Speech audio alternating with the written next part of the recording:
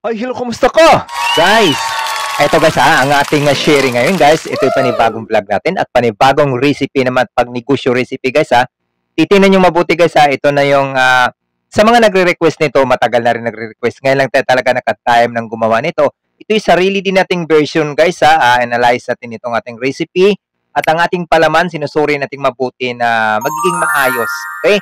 Ayan ang ating mga ingredients sa ating palaman. Unahin muna natin ang ating palaman. Ayan ang ating chicken breast, ano? Ayan, unahin natin yung oil natin sa mainit na kawali. Ayan, sundan natin ng bawang. Haluin lang natin guys. Maliit na sibuyas lamang ang ating idadagdag.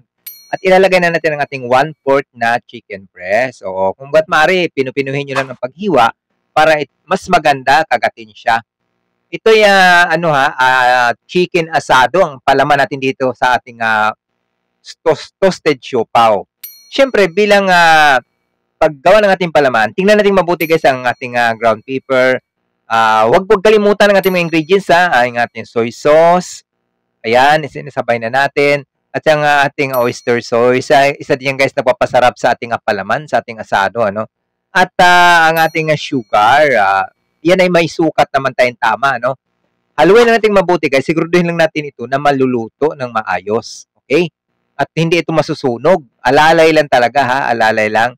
Ayan ang ating tubig at ang ating cornstarch. Isa rin yan nagpapalapot sa ating palaman at yan ang huwag kalimutan.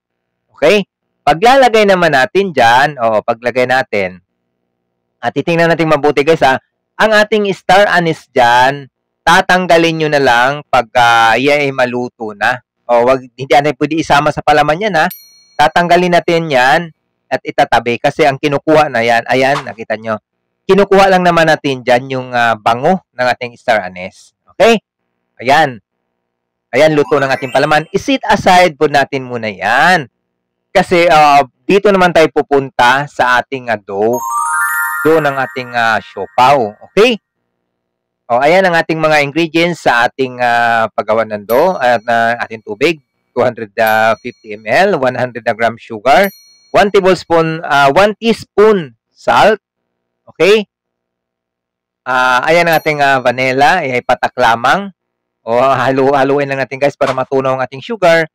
Pagkatapos niyan guys, kailangan yan, salain naman natin ang ating, dito pinapartition ko lang ito Pwede itong puro all-purpose. Pero ito, ginagawa ng partition ng ating first class at ang ating cake flour. Ayan ang ating milk boy. Okay? Ayan, sasalayan natin ulit. Dito guys, okay, ang ating 400 grams na first class. At yan ay nahalo na kanina ng ating cake flour. Dito, titingnan natin mabuti guys. Kaya nga natin, siguro, well known naman sa inyo, ayan at 50 grams na shortening, na kaya naman tinatawag natin toasted siopaw kasi hindi nga natin ini-steam. Okay? Ngayon, pag ang siopaw po ninyo, malambot ito pag naluto, talagang hindi yan toasted. Talagang, hindi, ang tinatawag nating toasted, medyo matigas-tigas ang palaman. Okay? Pag kinakagat natin, yung bang masasabi nating malabo na maramdaman natin talaga siya na tostado. Oo, di ba? Unlike sa mga ordinaryong tinapay, gaya ng buns, ayan naman hindi toasted kasi hindi bagay. Ito naman kasi may palaman, kaya tinatawag natin toasted siopaw ito. Talagang maganda ang volume ng balat ng ating dough dito sa ating toasted siopaw. Kaya huwag nating ubusin ang tubig. Paglagay po niyo, alalay lang kasi napakapangit ito pag malambot. Okay? Ayan guys, ating nakasanayan, iyan paalsahin din natin ang rising time natin dyan 1 hour. Pagkatapos, ayan ang ating gagawin. Ayan, natanggal natin ang hangin at ayan ang ating mamasahin lang ng konti para kuminis. Then, puputulin na natin yan. 50 grams ang aking putol dyan. Or 40 grams kasama yung palaman nasa 50 o 55 grams. Okay? Ang bintahan po nito, depende sa inyong lugar, pero dito sa atin, pwede nyo nang ibenta ito ng 20 to 25 pesos kada isa. Pero depende sa lugar Pag nasa mall naman kayo ay talagang mas mahal pa kasi siksik at liglig ang ating papalaman dito. Okay? Dito ang ating hinulan pa natin to ng cheese, hinulan pa natin to ng eggs. Ang iba dito guys itlog na maalat hinahalo, pero dito sa atin dahil syempre consume lang natin, ay naglaga na lang kami ng ordinaryong egg lamang. Okay? Yan, ipa-platin. Ang ginawa ko dyan guys, pina-platin ko lahat, Pina-plat ko siya lahat para ang palaman madidivide ko rin sa dami ng ating pabalat. Okay? Para walang, hindi tayo magsusobra, para sakto lang talaga siya dyan sa ating nagawa. Okay? Titignan natin mabuti yan. Ayan, palaman natin. Tikman nyo guys ang inyong palaman kung talaga bang nagiging asado. Sino ba familiar sa atin sa asado chicken, sino familiar sa inyo dyan? Okay?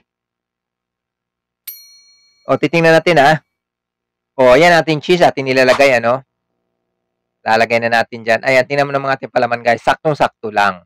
Okay? Pag atin na pinapalaman yan, idiin natin at ikutin natin at pisilin po natin ang todo niyan para hindi yan na matanggal at ayan ay magbubuka pag nasa loob na ng oven. Kaya siguraduhin natin na mapisil natin ang pinakadulo nito bago natin ikutin. Okay? Ayan ang ating nilagay ko dyan. Pwede din naman igwas ang ilalagay po ninyo. Pero yung sa akin ay gatas. Okay? Habang nagbabanyo tayo, huwag kalimutang i-like, i-share ang ating video para makatulong tayo sa desidido nito. At sana po inyo na ring madamay at masubscribe na rin ang ating YouTube channel. At syempre ang ating personal account, Yesinos. Maraming salamat sa inyo guys. Maraming salamat mga kabakers sa inyong patuloy na pag-support sa ating Learn Baking with SNJ Baking Tutorial channel. Complete ang ating mga recipe dyan. At meron din tayong ina-upload dyan ng mga picture na may kasama ng recipe. Okay, yan ang ating babalutin yan kasi medyo mahangin dito sa amin. Kaya dapat niyan hindi siya makasingaw para hindi lalong manigas ang ating pabalat. Palsahin lang natin ng 40 minutes, Okay, yan na, luto na ang ating toasted siopaw. Ayan, talagang napakaganda kagatin. Ayan ang ating summary ng ating recipe, Maraming salamat sa inyong pag-support sa atin at sana inyo itong masubukan at makabigay kayo ng feedback. Happy baking!